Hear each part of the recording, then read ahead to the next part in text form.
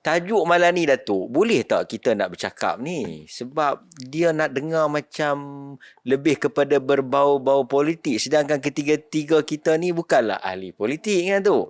Ada orang kata semua kita nak cakap ni tu. Macam mana Datuk bagi pandangan sikit? Langkah-langkah ni bolehkah kita cakap tu? Kan langkah-langkah macam mana tu? Silap Sebelum langkah kita nak masuk kepada tajuk ni, di negara kita ni ada terutama orang-orang yang taksub politik. Politik itu merujuk kepada parti dan kumpulan politik tertentu. Mereka bila orang dengar cakap pandangan politik yang tak selari dengan kehendak politik mereka, mereka akan kata dia cakap apa-apa politik, dia bukan bidang politik, dia bukan tahu tentang politik. Jadi bagi dia yang tahu politik tu, kalau orang tu boleh cakap politik sesuai macam mana yang dia nak.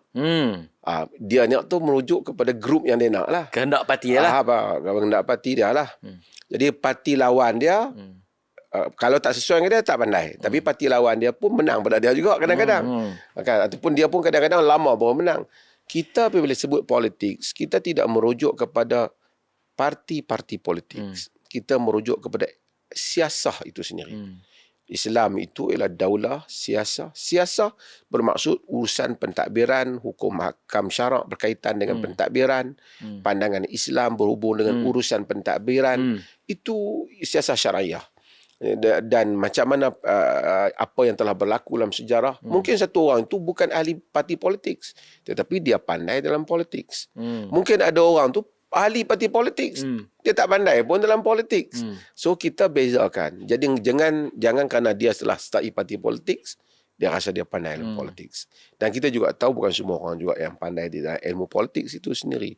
So kita tak bercakap tentang parti politik, tapi kita bercakap tentang politik syar'i ataupun dalam siasat syariah berkaitan dengan langkah-langkah yang diambil itu ataupun tindakan-tindakan politik diukur daripada perbincangan siasat syariah. Itu tujuan kita malam Sebab ni.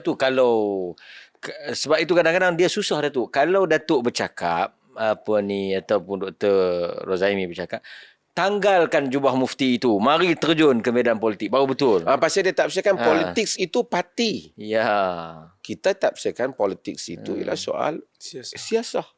Dan kalau kita tengok ulama-ulama besar yang semasa, Ulama besar yang diiktiraf sebagai ulama lah, umpamanya Syekh Dr. Yusuf Al-Qaradawi, antara yang besar juga di zaman ini Quradari. Mereka ini bercakap tentang isu politik. Bukan saja politik dalaman umat Islam, tetapi juga politik antarabangsa yang berkaitan dengan Israelnya, yang berkaitan dengan Amerika, hubungan orang Islam dengan Amerika, kerajaan Islam dengan kerajaan Amerika dan sebagainya. Dan mereka ini tak terlibat pun dengan politik. Kepartian. Mereka tidak terlibat dengan jawatan-jawatan politik, tetapi mereka bercakap. Ulama-ulama zaman dulu ada yang menjauhi politik, tetapi mereka bercakap tentang politik. Mereka memberi panduan, prinsip tentang politik. Jadi sebab itu, sebenarnya, kok mana pun, kita kena akui bahawasanya politik, bercakap tentang politik adalah hak semua rakyat yang membayar cukai dalam negara ni. Boleh memberikan pandangan. Bolehlah beri pandangan. Dia beli barang pun kerajaan cukai kat dia. Takkan dia tak boleh bercakap. Kan? Ni tiba-tiba ahli politik kata, you kalau nak cakap pasal politik, you tanggal jubah mufti, you join parti.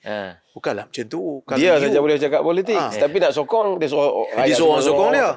Patutnya kan? Mengundi, dia pergi mengundi je lah. Jangan duk suruh orang lain. Jangan ajak kita mengundi sama. Janganlah ajak rakyat mengundi. Kau undi sama sendiri je kan.